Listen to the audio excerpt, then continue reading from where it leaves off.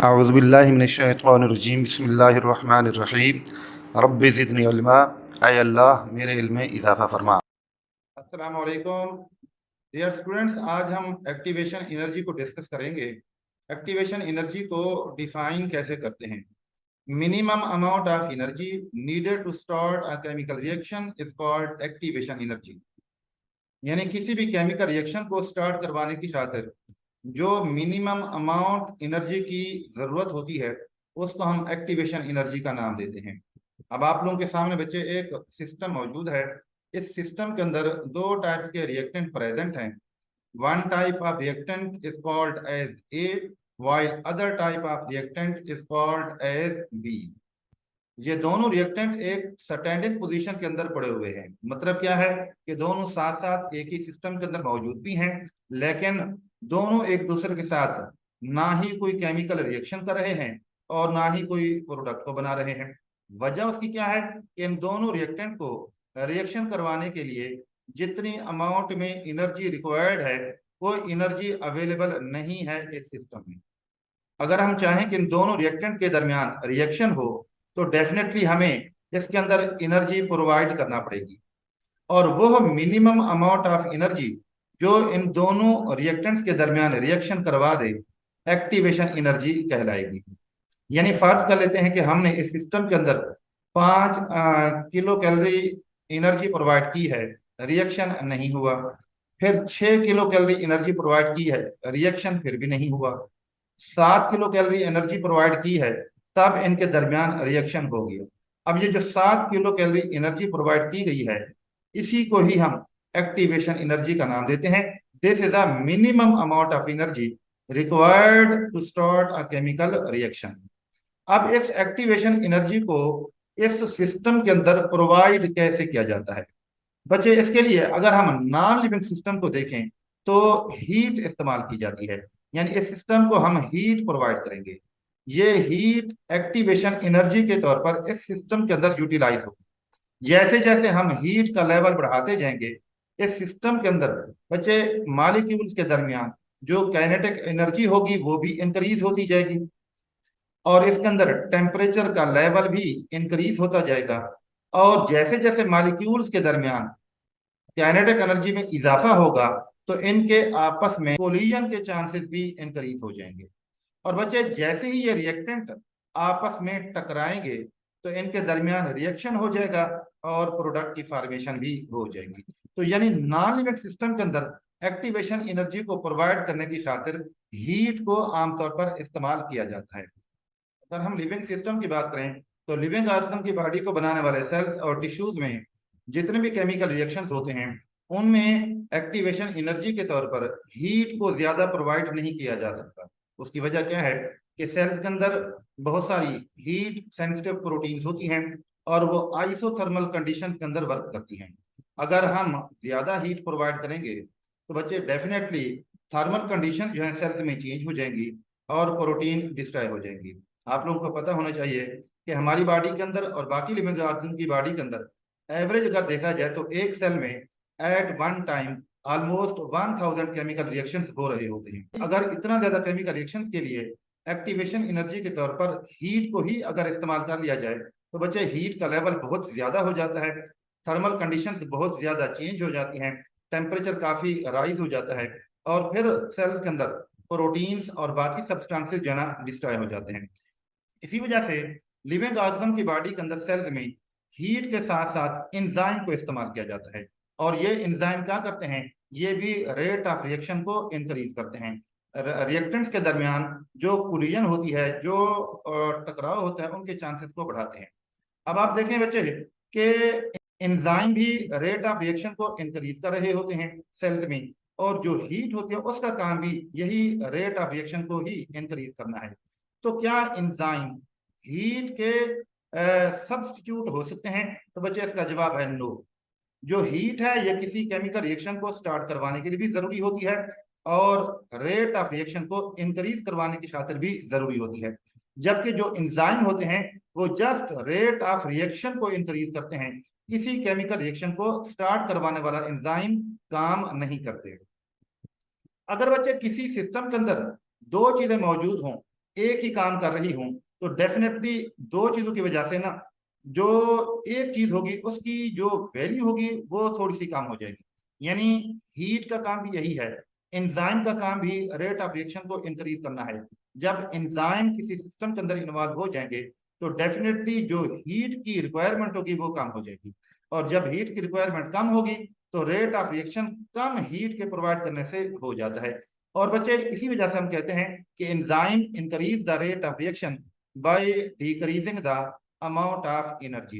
अब यहाँ पर हम देखते हैं कि ए रिएक्टेंट और बी रिएक्टेंट सिस्टम के अंदर मौजूद हैं, और अगर हम इसके अंदर एंजाइम डाल देंगे तो बच्चों वो एंजाइम क्या करेगा, ये एंजाइम किसी एक रिएक्टेंट यानी ए को अपनी एक्टिव साइट के साथ अटैच कर देगा, और जब एक्टिव साइट के साथ अटैच हो जाएगा तो तब एक आर्जी तौर पर ए ई कम्प्लेक्स बन जाएगा, यानी एंजाइम ए कम्प्लेक्स बन जाएगा। अब बच्चों इस कम्प्लेक्स की वजह से जो एनर्जी का लेवल होगा ए रिएक्टेंट्स में वो इंक्रीज हो जाएगा, और फिर ए ई कम्प्लेक्स बी रिएक्टेंट को भी अपनी एक्टिव साइट के साथ अटैच कर लेगा, और इसके नतीजे में क्या होगा, ए ई बी कम्प्लेक्स बन जाएगा, और दोनों रिएक्टेंट्स जो ना एंजाइम की एक्टिव साइट के साथ अटैच होने के बाद आपस में करेंगे रिएक्शन। रिएक्शन करने के बाद वो तब्दील हो जाएंगे प्रोडक्ट में, उनके प्रोडक्ट को हम नाम देते हैं ए बी का, और उससे एंजाइम सेपरेट हो जाते हैं। इस तरह का ये एंजाइम जो ना अपना मैकेनिज्म इख्तियार करते हैं, और नीड जो होती है हीट की या एक्टिवेशन एनर्जी की उसको ये कम कर देते हैं। अब बच्चे इसको हम एक ग्राफ की मदद से भी देख लेते हैं। आप लोगों के सामने एक ग्राफ मौजूद है। इस ग्राफ में दो एक्सिस हैं, one is called X axis and other is called Y axis. जो एक्स एक्सिस है, जो वाई एक्सिस है, इसमें देखिएगा ये शो कर रहा है हीट को, कि जैसे जैसे आप हीट को इंक्रीज करेंगे ना तो हीट के इंक्रीज लेवल को ये वाई एक्सिस शो कर रहा है, और जो एक्स एक्सिस है ये प्रोग्रेस ऑफ रिएक्शन यानी जो रिएक्शन की प्रोग्रेशन है उसको ये शो कर रहा है। इस ग्राफ के अंदर बच्चे देखिएगा कि यहाँ पर इस लेवल पर रिएक्टेंट्स यानी सबस्ट्रेट मौजूद हैं, और इनको प्रोडक्ट में तब्दील करने की खातिर डेफिनेटली एक्टिवेशन एनर्जी की जरूरत है। अगर इस मीडियम के अंदर एंजाइम मौजूद नहीं है तो डेफिनेटली हम लोग हीट प्रोवाइड करेंगे। जैसे जैसे हीट प्रोवाइड करेंगे मॉलिक्यूल्स के दरमियान मूवमेंट स्टार्ट हो जाएगी, एनर्जी का लेवल इंक्रीज होगा, काइनेटिक एनर्जी भी बढ़ेगी, और टेम्परेचर में भी इजाफा होगा, और इन रिएक्टेंट्स के दरमियान जो कोलिजन के चांसेस होंगे वो भी इंक्रीज हो जाएंगे। और बच्चे एक लेवल ऐसा आ जाएगा कि जब रिएक्टेंट आपस में टकरा जाएंगे, जब रिएक्टेंट टकरा जाएंगे तो तब रिएक्शन स्टार्ट हो जाएगा। और बच्चों ये रिएक्शन स्टार्ट होने के बाद आहिस्ता आहिस्ता आहिस्ता आहिस्ता प्रोग्रेस करेगा, और एट द एंड इस मकाम पर जाकर सबस्ट्रेट से प्रोडक्ट्स बन जाएंगे। अब बच्चे आप लोग अगर गौर से देखें तो सबस्ट्रेट का जो लेवल है वो हाई है, जो प्रोडक्ट का लेवल है यह लो है। सबस्ट्रेट जिस लेवल पर मौजूद हैं इसको हम ग्राउंड स्टेट का नाम देते हैं, और जैसे ही हम इसको हीट प्रोवाइड करेंगे आहिस्ता आहिस्ता इसमें लेवल का इजाफा होगा, और हीट का लेवल बढ़ेगा, और एक स्टेज ऐसी आएगी जिसका हम ट्रांजिशन स्टेट का नाम देते हैं। वहीं पर रिएक्टेंट्स के दरमियान कोलिजन होगा, और उसके बाद फिर इन रिएक्टेंट से प्रोडक्ट की फॉर्मेशन हो जाएगी। अब बच्चों इस तरह से आप यहाँ देखें कि ये रिएक्शन हुआ है, अब ये रिएक्शन विदाउट एंजाइम हुआ है। अब इस रिएक्शन को कंप्लीट करने की खातिर इतनी अमाउंट में हीट प्रोवाइड करनी पड़ी है। This amount of heat is called as activation energy, जो कि विदाउट एंजाइम हुई है। और बच्चे आप यहाँ पर देखिएगा अगर हम इस मीडियम के अंदर एंजाइम को शामिल कर देते हैं तो बच्चे एंजाइम इस एक्टिवेशन एनर्जी की रिक्वायरमेंट को कम कर देंगे, और जब एनर्जी का लेवल इस मकाम पर पहुंचेगा तो रिएक्टेंट्स के दरमियान कोलिजन हो जाएगा, और उसके बाद प्रोडक्ट की फॉर्मेशन हो जाएगी। अब यहाँ पर देखिएगा बच्चों, ये एक्टिवेशन एनर्जी वो है जो विद एंजाइम हुई है, जो कि कम है, और इसके मुकाबले में ये वो एक्टिवेशन एनर्जी है जो विदाउट एंजाइम हुई है। अब इस रिएक्शन के दौरान एक चीज और आप देखें कि यहाँ पर कुछ एनर्जी जो है ना रिलीज हो जाती है। This amount of energy which is release is called free energy, और इसी एनर्जी के रिलीज होने की वजह से प्रोडक्ट के अंदर एनर्जी का लेवल कम हो जाता है और रिएक्टेंट्स के अंदर एनर्जी का लेवल ज्यादा होता है। ऐसे रिएक्शन जिसमें रिएक्टेंट से प्रोडक्ट की फॉर्मेशन के दौरान एनर्जी रिलीज हो, एक्सर्गोनिक रिएक्शन कहलाते हैं, और इन्हीं एक्सर्गोनिक रिएक्शन को हम कैटाबोलिक रिएक्शन का नाम भी दे देते हैं। एक और ग्राफ देखते हैं बच्चे। इस ग्राफ के अंदर भी वाई एक्सेस है जो एनर्जी के लेवल को शो कर रहा है, और जो एक्स एक्सेस है ये रिएक्शन की प्रोग्रेशन को शो कर रहा है। रिएक्टेंट्स जो हैं ये इस लेवल के ऊपर मौजूद हैं, यानी कि ये रिएक्टेंट्स की ग्राउंड स्टेट है।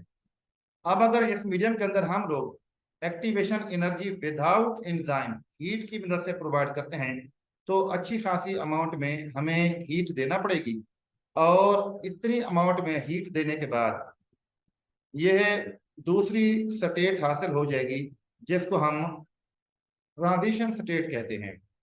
अब बच्चे यहाँ पर रिएक्शन होगा, रिएक्टेंट्स के दरमियान कोलिजन होगा, और उसके बाद फिर वो प्रोडक्ट बना देंगे। अब यहाँ पर बच्चे प्रोडक्ट देखिएगा, प्रोडक्ट का लेवल जो है रिएक्टेंट के लेवल से इंक्रीज हुआ है, यानी कि रिएक्टेंट्स में एनर्जी का लेवल कम है, प्रोडक्ट्स के अंदर एनर्जी का लेवल ज्यादा है। इसका मतलब ये हुआ कि इस रिएक्शन के दौरान हीट एनर्जी रिलीज नहीं हुई है बल्कि हीट एनर्जी स्टोर हुई है। ऐसा रिएक्शन जिसके अंदर हीट एनर्जी स्टोर हो एंडरगोनिक रिएक्शन, या फिर इनको हम एनाबोलिक रिएक्शन का नाम देते हैं। बच्चे इसी एक्टिवेशन एनर्जी को समझने के लिए आप इस छोटे से क्लिप को जरा देखिएगा।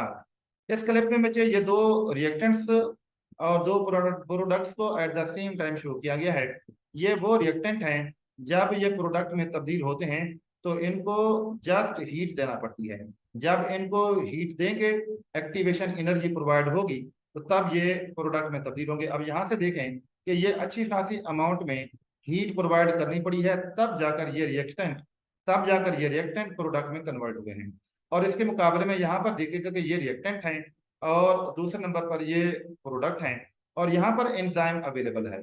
तो एंजाइम ने एक्टिवेशन एनर्जी को कम किया है, बहुत लो क्वांटिटी में हीट प्रोवाइड करने से रिएक्टेंट्स प्रोडक्ट्स में तब्दील हो गए हैं। इसी वजह से हम कहते हैं कि एंजाइम एक्टिवेशन एनर्जी को लो करके रेट ऑफ रिएक्शन को इंक्रीज करते हैं।